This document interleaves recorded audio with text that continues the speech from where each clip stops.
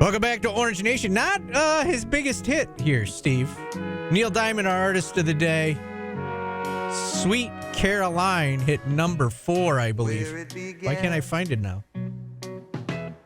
I can't begin to know. Oh. Probably shouldn't have played this with Griff coming on. This is a Red Sox song. Oh, right. And he's a Yankee fan. That's a good point. I apologize for playing this, Griff. I forgot. It's just terrible.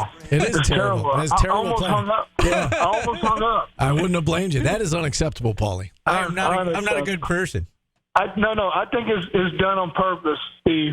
Yeah, it probably was. It probably was. Yeah, it's done on purpose. I would never. You are a low-key jerk, Paulie. Yeah, you are. All right, Alan Griffin joining us here on the show. And Griff, game day, obviously, and we'll get to Carolina here in a second. But, one game played since the last time we spoke, and that was the Georgia Tech win on Saturday. Fell behind early, but went on a big run and pulled ahead and pulled away. What stood out to you from that game against Georgia Tech? I think it was two things. One, Joe Girard had an unbelievable game.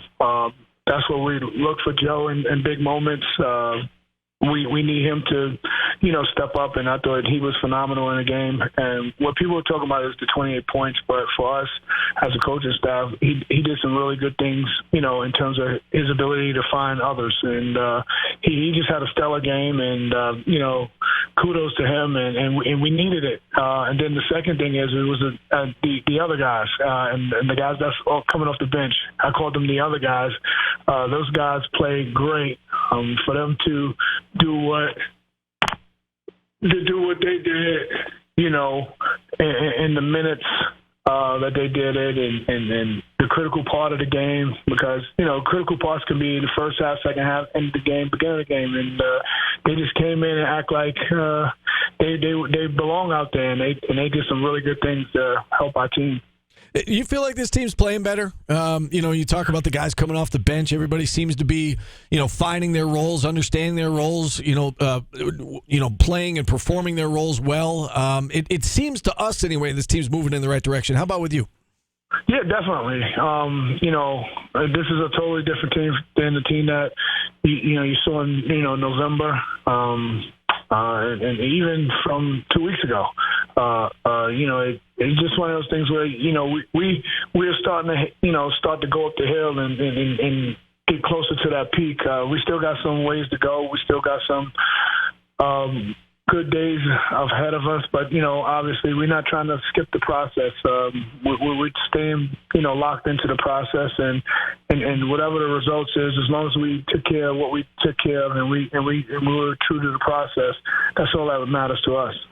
Griff, from the outside looking in, we're up here two hours every day, and and so we talk big picture stuff. We talk about the tournament resume, and we started the show talking about this next week, that it's Carolina at Virginia Tech and Virginia at home, and at the end of the year that could be a stretch of 3 straight quad 1 opportunities, and you still don't have a quad 1 win on your resume. We talk about those things. How about with the coaches and the players? Has there been any talk about how important this next week is, or is it truly just next game's the most important game because it's the next game?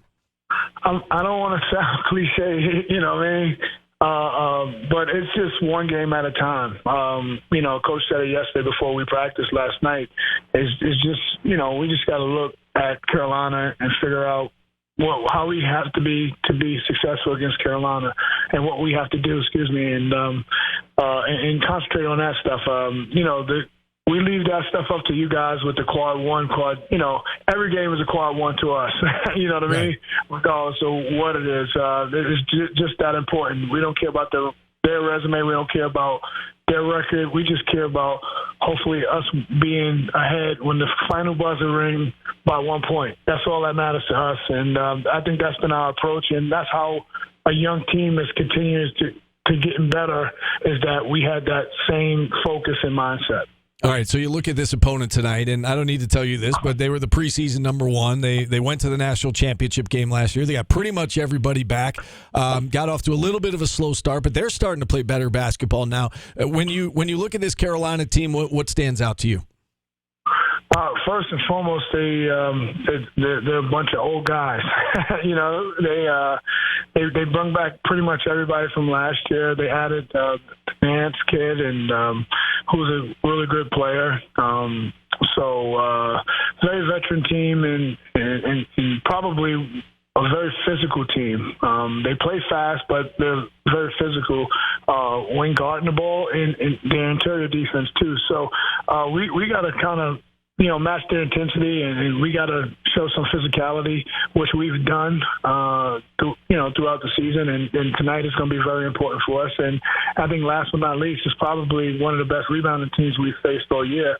And with rebounding being, we've been better, but then sometimes our Achilles heels. We gotta take the challenge, and we gotta win the boards. I think if we win the boards, we put ourselves in a great chance to win the game.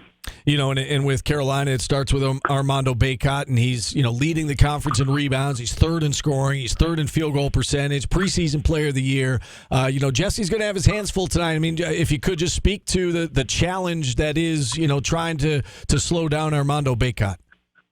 I think Jesse just got to be Jesse. Don't try to be somebody that you're not. Don't try to be somebody that people think that you should be. Just go out there and do what you think is, go out there and do what you know that's going to help our team, and continue that mindset. And I think to this point, Jess has been great.